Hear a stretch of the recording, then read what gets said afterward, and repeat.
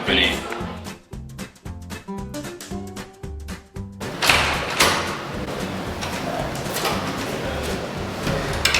There's a meeting going over there. So by the end of the Capsim simulation, the Andrews company ended up in 6th place overall with 2 products in the market. The first one was focused in the low-tech segment, and while the second one came in later on, it was focused in the high-tech segment. The Andrews company made a total of $62,882,652 in sales during our 8 years from our company. We have a profitability of 13.9% for return on assets. We have a market value of $139,341,037 from our outstanding shares. All right, let's talk business. Andrew, please proceed. We saw great potential of having products in both the low and high-tech segments. However, being that we were a new company in the market, we first began with introducing one product focused in the low-tech segment. With our first product, we targeted ourselves to be a niche cost leader. We hope to gain a competitive advantage by keeping our production costs low in order to provide a low-cost price for our product. We recognize that in order to achieve this, we must invest our money towards marketing and sales promotion, TQM, and automation, of course. In return, we will gain customer accessibility and awareness, decrease our production costs in the future in order to increase profit margins, and hope to see an increase in demand and sales. We hope to avoid taking any loans with a steady pace in sales to keep the company moving forward. Overall, our goal as a company is to produce reliable products for our customers and become a brand that they will hold with great value. The Andrews company completed with a total score of 62.5, which placed us in 6th in the competition.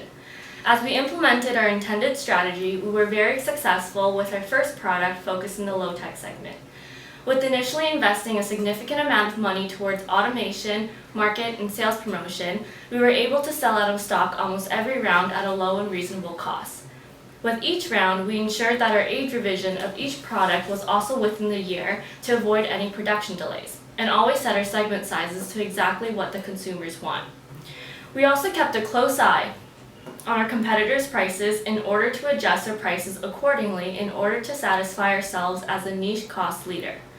Having our primary stakeholders of customers, stockholders, management, and employees, we aim to always issue stock and dividends per share per round. As a result, potential stakeholders will have an incentive to buy our shares in the company. This allowed us to be one step closer to becoming the market leader. As the rounds progressed, we recognized that our first product was maturing and might not have as much value as before. Therefore, we decided to introduce a new product. However, our regret as a company was that we should have introduced the second product much earlier. This decision had a negative impact on our company as it did not have a lot of time to mature as a product and gain demand. The material cost for our second product was significantly higher compared to our first, but even with our heavy investment in TQM, the product was not in the market long enough for the investments to have an effect. This affected our company as sales were lower than we anticipated and we could not compete with the current competitors in the market. As of right now, we are 6th in the competition. I would like to give advice for the incoming management team. Hopefully the advice will allow the company to go up the ranks even further. First off, we would like to recommend buying more capacity to meet future demands within the company. As our product grows and becomes more desirable, it will attract more customers. Without a larger supply, how will our company deal with our customers wanting more of our product? Secondly, the new management team should reduce pricing without sacrificing the margins we have set up. By intelligently reducing the price without going below the margin, the company will be competitive against other products in the same market.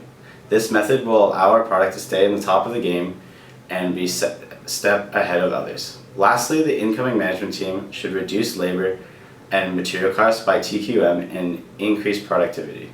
In doing so, we will reduce our costs in areas not needed by using total quality management while also shortening the length of time required for R&D projects to complete. Since our company has both high and low tech products, they'll have to focus on both reducing labor and material costs. In addition, in the long run, the incoming team should further develop and enhance employee wages and profit sharing to gain higher employee retention. During our time managing the company, we learned some important aspects of managing a business. One key takeaway was the importance of a long-term strategy and understanding how short-term decisions will impact the company in the long run. Having a long-term vision allowed us to make decisions that would ultimately work towards a common goal. Another takeaway was the importance of coordinating the decisions made in every section of the company. Before any official decisions were made, the management team looked at every section to make sure that all decisions were in line with our strategy. The third takeaway was the importance of being aware of the market environment and what the customers really want. If a product isn't desired by consumers, sales will suffer. However, if a company pays attention to what the customers expect and base their product off of that, sales will be much better. Okay, that sounds like a wrap. Good meeting, everyone.